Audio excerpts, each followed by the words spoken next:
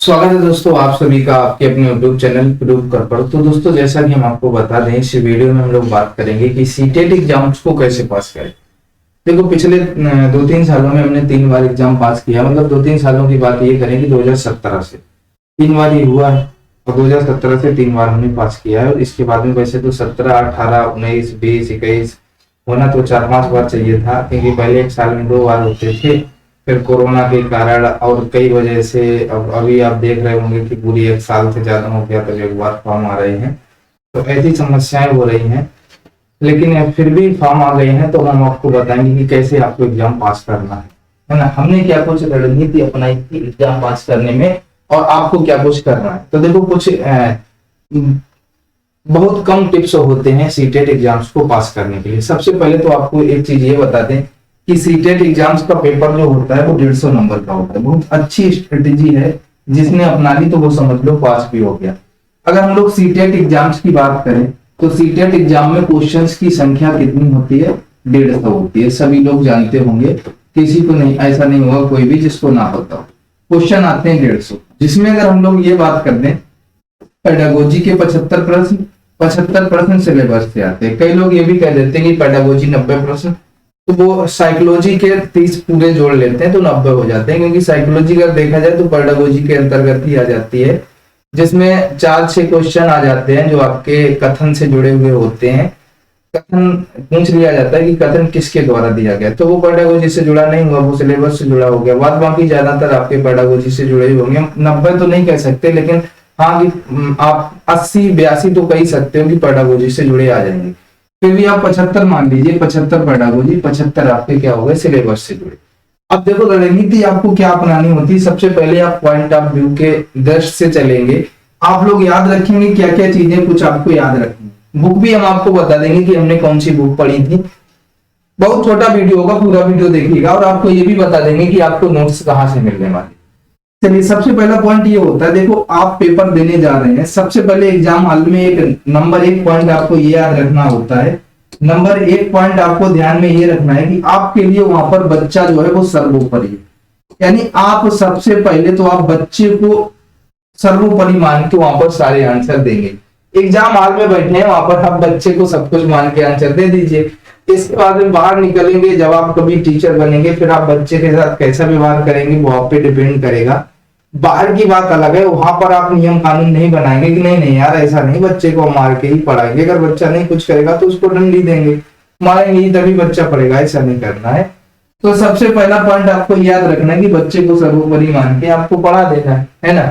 इसके बाद में बाहर आप कुछ भी करना है इसके बाद में। और कुछ भी की बात ये करें कि ये जमाना नहीं है मारने वाला, अगर आपने मार दिया ना तो उसके घर वाले आपके ऊपर हावी हो जाएंगे। तो आप ये सोच समझ के भी बच्चे के ऊपर ध्यान रख के पेपर में आंसर करेंगे। नंबर दूसरा पॉइंट क्या होता है, इतनी चीज आपके अगर समझ में आई होगी कि हमको क्या करना है। दूसरी चीज आपको एक चीज याद रखनी है कि पॉजिटिव और नेगेटिव कुछ वर्ड होते हैं, है ना। पॉजिटिव और नेगेटिव वर्ड आपको याद रखना। पॉजिटिव वर्ड जैसे हम आपसे ये कह दें कि बच्चे के ज्ञान को बाहरी ज्ञान से जोड़ना, है ना, बाहरी ज्ञान से जोड़ना बच्चे के जीवन को, आप ये भी कह सकते हैं। यहाँ पर जैसे हम दंड देने की बात करते हैं, बच्चे को अगर दंड नहीं दे सकते आप दंड देना, या यहाँ पर आप ये कह दें कि व्याकरण की किसी चीज को कंठस्थ कराना यानी कि याद कराना, है ना, तो ये आप नहीं कर सकते। कंठस्थ कराना यानी कि किसी चीज को याद करा देना नहीं कर सकते। जैसे अवसर देना, बच्चे को अवसर आप दे सकते हैं, है ना, बच्चे को अवसर दीजिए। करके सीखने की जब बात आ जाए, करके सीखना, ऐसे हम आपको लिखा देंगे पॉजिटिव नेगेटिव। लेकिन हम आपको एक चीज बता दे रहे हैं, जैसे पॉजिटिव और नेगेटिव पर आपको फोकस करना है। कहने का मतलब ये कि जहां पर आपको पॉजिटिव वर्ड मिल जाए, वहां पर पॉजिटिव वर्ड क्या क्या होंगे उसके लिए हमारे चैनल पर वीडियो अवेलेबल पहले से है। और आप फिर से चाहते हो कि वो बहुत पीछे होगा, ढूंढने में दिक्कत होगी, तो हम आपके लिए एक वीडियो बना देंगे। तो पहले तो आप समझ लीजिए कि आपको क्या क्या पढ़ना है, कैसे एग्जाम को अच्छे नंबर से पास करना है। तो हमने आपको पहले क्या बताया, बच्चे को सर्वोपरि। दूसरा पॉइंट पॉजिटिव और नेगेटिव पर आपको विशेष ध्यान देना है कि क्या चीज आपको करनी है, क्या चीज नहीं करनी, इस चीज पर विशेष ध्यान। तो पॉजिटिव वर्ड के अंतर्गत जैसे ये वर्ड हमने आपको बताया, बच्चे को अवसर दें, बच्चे के ज्ञान को बाहरी ज्ञान से जोड़े, है ना, बच्चे को जिस तरीके का पर्यावरणीय ज्ञान चल रहा उस ज्ञान से बच्चे को जोड़ना। बच्चे को दंड ना दें, बच्चे को किसी भी चीज का कंठस्थ, किसी भी चीज को याद ना कराएं, ये सारी चीजें होती, बच्चे के लिए कठोर नियम ना बनाए, यानी ऐसा ना करें कि बच्चा भैया जिसमें यानी बच्चे को हर एक चीज के लिए अवसर दें, बच्चे को करके सीखने के अवसर दें ताकि बच्चा सीख पाए, आगे बढ़ पाए, है ना। वार्तालाप करने के बच्चे में चर्चा परिचर्चा करने का अवसर दें बच्चों को। इन सारी चीजों का बच्चों को अवसर मिलना चाहिए। आगे जैसे हम कहें बच्चों के लिए कोई भी चीज आवश्यक ना करें, नहीं नहीं तुमको ये चीज करनी ही पड़ेगी, है ना, ये सारी चीजें नहीं। दूसरी चीज हम आपको बता दें, सबसे ज्यादा यहाँ अहम चीज ये है एनसीएफ 2005, ये आपको बहुत जरूरी है पढ़ना। देखो ये ज्यादा बड़ा टॉपिक नहीं है, अगर आपको पढ़ाया जाएगा तो मुश्किल से हम कहते हैं जब ज्यादा से ज्यादा डीपली आपको पढ़ा दिया जाएगा तो ज्यादा समय नहीं लगेगा, 30 मिनट का समय लगेगा इंपॉर्टेंट चीजें आपको पढ़ाने में, इससे ज्यादा समय नहीं लगेगा, आपको पढ़ा दिया जाएगा। और तब तक अगर आपके पास बुक है तो आप एनसीएफ 2005 को पढ़िए, 30 मिनट का समय लगेगा अगर आप एक बार इसमें यही सारी चीजें बताई गई हैं कि बच्चे के साथ में किस तरीके का व्यवहार किया जाए, तो आप एनसीएफ को पढ़ेंगे, है ना। सारी चीजें नोट करते जाना, क्या क्या चीजें हमने पढ़ी थी जिससे इतने नंबर आए, आपको क्या क्या चीजें करनी है जिससे कि आप अच्छा स्कोर कर सकते हैं।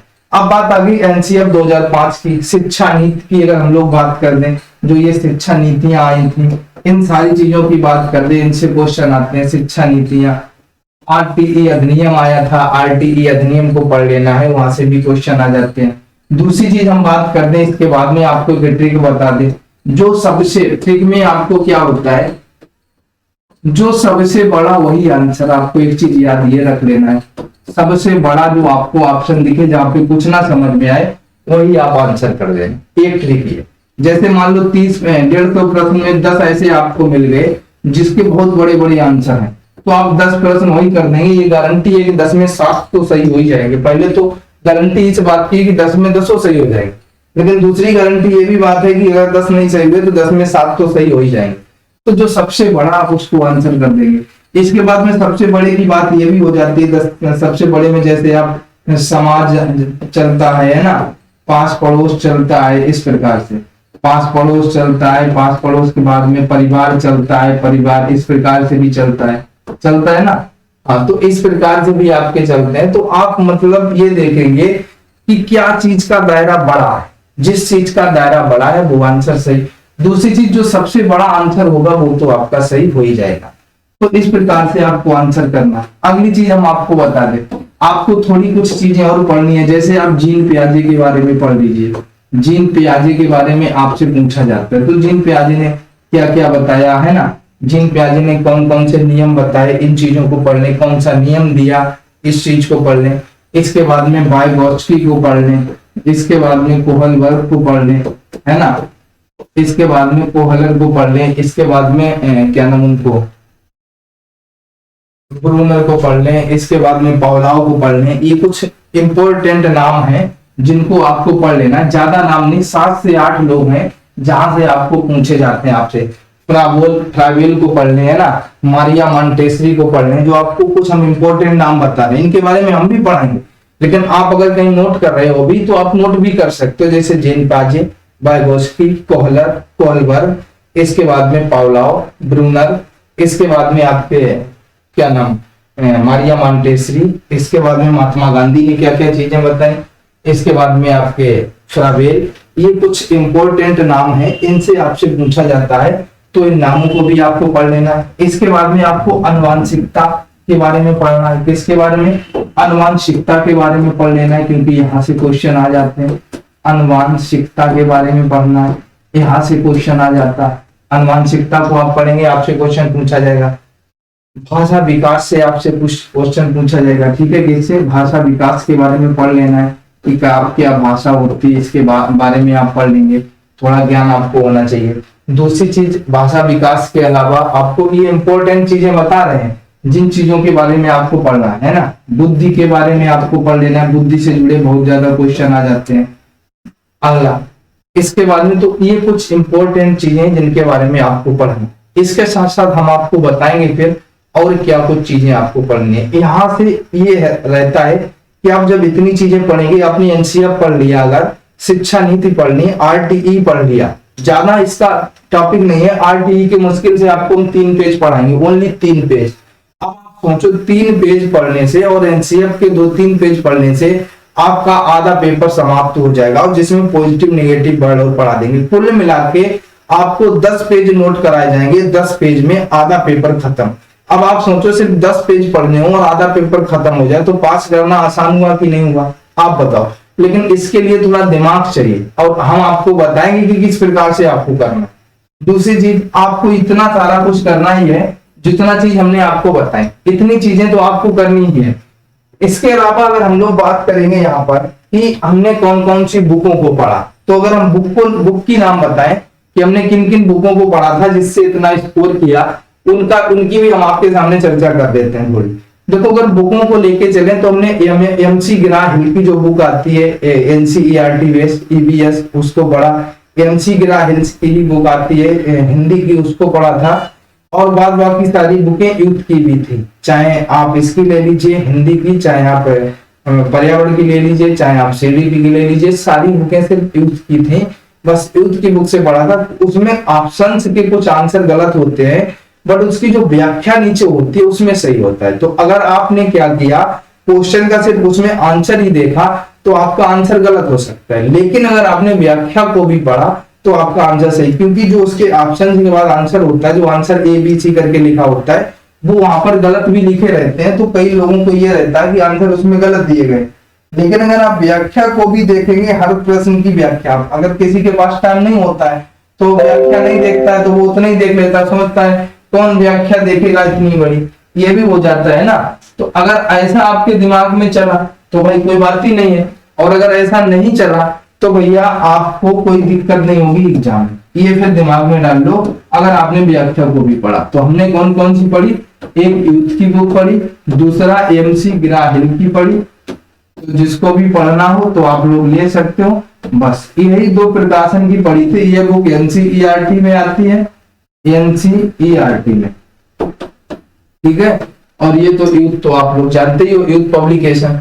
तो इन 2 बुकों से ही पढ़ा था, और इसके बाद में RTE जो था वो हमको मिल गया था, RTE और NCR, ये हम आपको लिखा देंगे, जो हमारे पास सीट है उससे हम आप लोगों को लिखा देंगे, ठीक है। बहुत अच्छे से आपको तैयार हो जाएगा, और जो नोट्स है जिस किसी को चाहिए वो नोट्स भी आपको दे दिए जाएंगे। इतनी सारी चीजों को पढ़ने के बाद में इतना अच्छा स्कोर हुआ, आप लोग भी करेंगे। आप लोग बिल्कुल परेशान ना होइए, चैनल पर क्लासें रेगुलर चल रही हैं, बहुत अच्छे से चल रही है। और सारे क्वेश्चन हमने आपसे क्या कहा कि बच्चे को ध्यान में रख के देने हैं, पॉजिटिव नेगेटिव वर्ड को ध्यान में रख के देने हैं। और जब आप NCF शिक्षा नीति RTE पढ़ लेंगे तो और पॉजिटिव नेगेटिव तो आपको सारी चीजें ध्यान आ जाएंगी कि हमको करना क्या है, आखिर पेपर में हमको आंसर देना कैसे, सारी चीजें पता हो जाएंगी, सब कुछ क्लियर हो जाएगा। तो बिल्कुल भी टेंशन नहीं लेना है, हम आपके लिए खड़े हुए हैं, अब आपको बिल्कुल दिक्कत नहीं होने देंगे। तो इसी चैनल पर आपकी सारी क्लासें चल रही हैं। क्लासों के टाइम भी आपको बता दें, सुबह 9 बजे पर्यावरण चलती है, जिसको नहीं पता नोट कर लो, सुबह 9 बजे पर्यावरण, इसके बाद में 10 बजे गणित की, 3 बजे हिंदी की, और रात को 8 बजे मनोविज्ञान की। ये 4 क्लासें चल रही हैं। संस्कृत की क्लास या इंग्लिश की क्लास के लिए टीचर नहीं है, लेकिन हम आपको उसके लिए 15 नंबर का करवाएंगे, इससे ज्यादा नहीं। वो भी पेपर के 6-7 दिन 8 दिन पहले आपको पैडागोजी कराया जाएगा। और हमने आपको बताया हुआ है, संस्कृत के लिए आप ज्ञान गंगा चैनल पर पढ़ सकते हो, सर्वज्ञ भूषण जी सर्च कर लेना, उनकी पुस्तक भी आती है संस्कृत की, विजयी हो, सर्च करना, वहां से आप लोग पढ़ सकते, ठीक है। तो इस वीडियो में इतना ही, मिलते हैं फिर नेक्स्ट वीडियो में, तब तक के लिए थैंक यू दोस्तों, जय हिंद, धन्यवाद।